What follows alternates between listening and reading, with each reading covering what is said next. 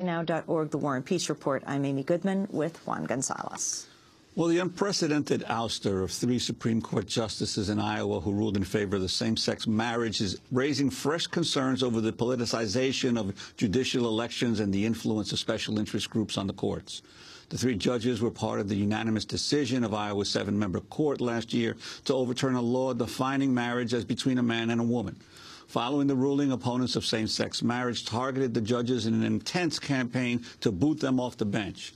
Several right-wing groups from both inside and outside the state, including the American Family Association and the National Organization for Marriage, poured up to $700,000 into a campaign for the judges' removal that included funding TV ads like this one.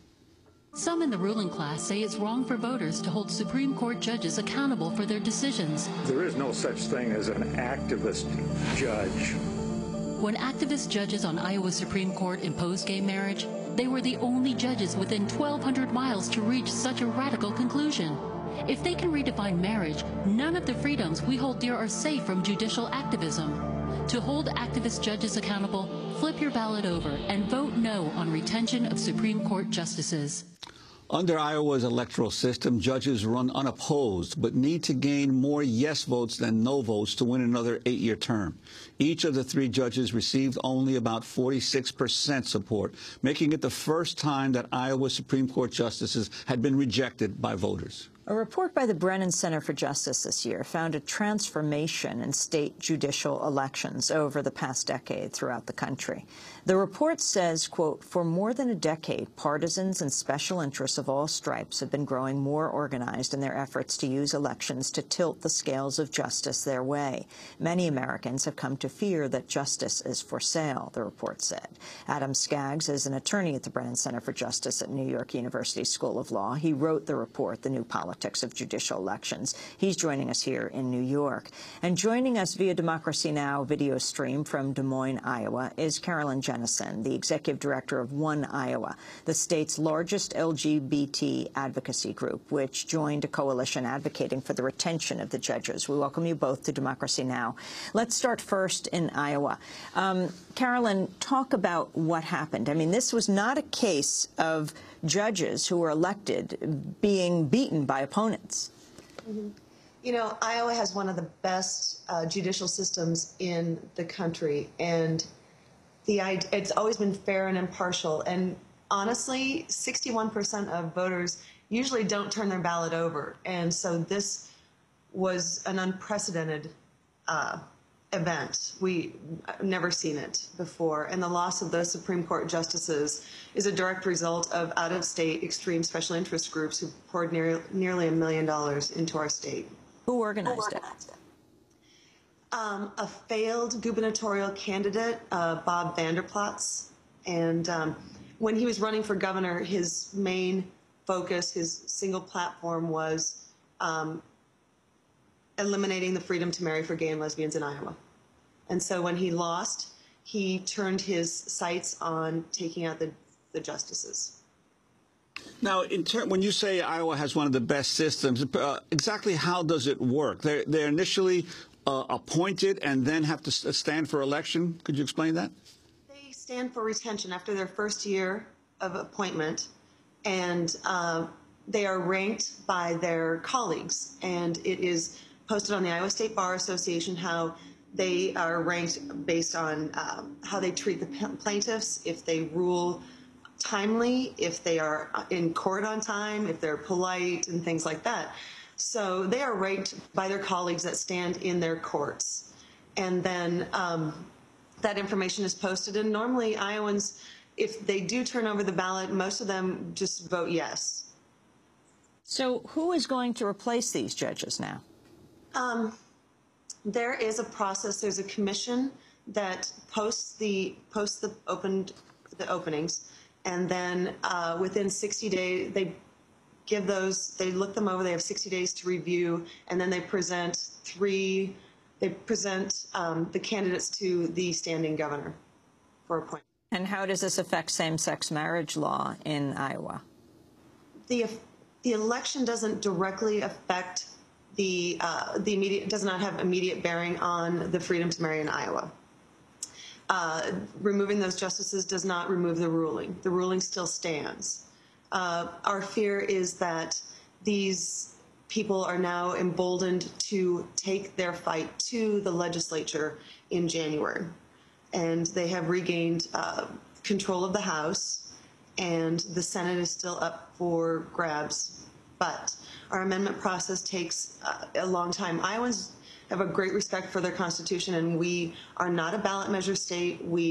It takes 2 general assemblies to make an amendment to our Constitution, and we have never amended our Constitution to take away rights of Iowa citizens. Well, I'd like to bring in now Adam Skaggs from the Brennan Center for Justice and give us a more national perspective on what is happening with the judges around the country, especially when it comes to judicial elections. Sure. Well, what we documented in the report is that over the past decade, there's really been an explosion in spending in Supreme Court elections, and a huge percentage of that money is not raised by candidates and spent by their own campaigns, but is poured into these races by special interest groups, political parties, and others that are hoping to influence the courts. The report documented those trends in contested elections, traditional elections where 2 candidates face off for a seat on the bench. What we saw this year for the first time is the same kind of spending, the same kind of negative campaigning, and the same kind of harsh political attacks by special interest groups coming into these one-candidate retention elections, like the kind we were talking about in Iowa. There was another extremely expensive retention election in Illinois, where a sitting incumbent justice came under blistering attacks from business groups over a ruling that he had made in a medical malpractice case in which he struck down caps on certain damages in medical malpractice awards. Now, the justices in Iowa, faced with this out-of-state campaign to oust them, decided to sort of take the high road. They did not campaign. They didn't raise the same kind of money that other political campaigns do, and they tried to educate the public to the values of an independent judiciary. Obviously, that effort was unsuccessful. The Illinois Justice, Justice Thomas Kilbride, took a different approach. When he realized he was coming under these attacks, he raised a huge war chest of money, largely from the state Democratic Party and from trial lawyers that support the Democratic Party, and he was successful. So I think judges around the country faced with these kinds of attacks are going to look at Iowa, what happened to the judges that didn't climb down into the mud and fight back, and then look in Illinois to the judge that raised over $1 million, in fact, exceeding the total amount spent in retention elections over the entire previous decade. And they're going to say, if we want to keep our jobs, we're going to have to do the same kind of campaigning. So we're going to have a whole new wave of expensive campaigns now on top of all the others in terms of judicial elections. Well, I think that's likely. And the other thing that I think is troubling about what happened in Iowa is with the involvement of these out-of-state groups coming in and dumping this kind of money into the races. That's right. Altogether, about $1.2 million was spent in the Iowa races. 2/3 of that by the groups opposing the justices, and the vast majority of that money, $700,000, was from out of state. But I think what we're going to see is the judges were sent a clear signal by these out-of-state activist groups.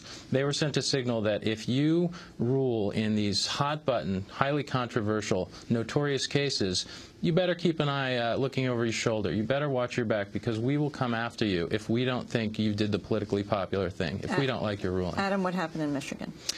In Michigan, what happened was we saw an incredibly expensive, very ugly campaign. There was a Democrat and a Republican justice up for election to that Supreme Court. The Republican Party outspent all other groups combined. The Democratic Party also spent a great deal of money. An out-of-state group, the Law Enforcement Alliance of America, came in and dumped a huge, hundreds of thousands of dollars into the race in support of the Republican candidates, and they both won. The Republicans swept, as they did in Ohio and Alabama and some other expensive states. The implication of that in the Michigan Supreme Court is that a court that was previously split 4-3 with the Democrats in the majority has now flipped to be 4-3 in the Republican camp, and that will likely have some impact on the kinds of rulings. There will probably be reversals of decisions that were made just in the past few years. So the highly partisan nature, the hotly contested, politicized campaigns that we're seeing in state Supreme Courts around the country are having significant impacts on what those courts look like. I'd like to play an ad broadcast in Michigan that targets Bob Young, an incumbent justice on the Michigan High Court. The ad from the Michigan State Democratic Party accuses Young, who is African American, of being a racist and a